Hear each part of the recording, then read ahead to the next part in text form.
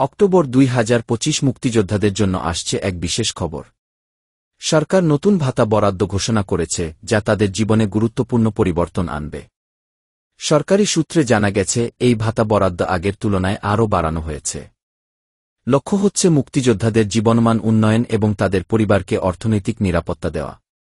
নতুন কাঠামোতে চিকিৎসা, বাসস্থান ও অন্যান্য মৌলিক খরচ সামলাতে বিশেষ ভাতা অন্তর্ভুক্ত করা হয়েছে।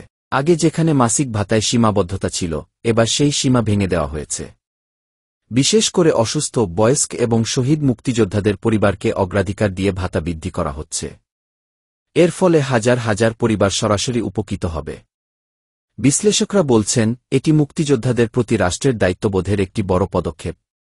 দীর্ঘদিনের দাবির পর এই বরাদ্দ তাদের জন্য সম্মান ও মর্যাদার প্রতীক হয়ে দাঁড়াবে। এই নতুন ভাতা বরাদ্দ বাস্তবায়ন হলে মুক্তিযোদ্ধাদের জীবনযাত্রায় কতটা পরিবর্তন আসবে, তা সময়ই বলে দেবে। তবে অক্টোবর ২০২৫ নিঃসন্দেহে ইতিহাসে বিশেষভাবে চিহ্নিত হয়ে থাকবে।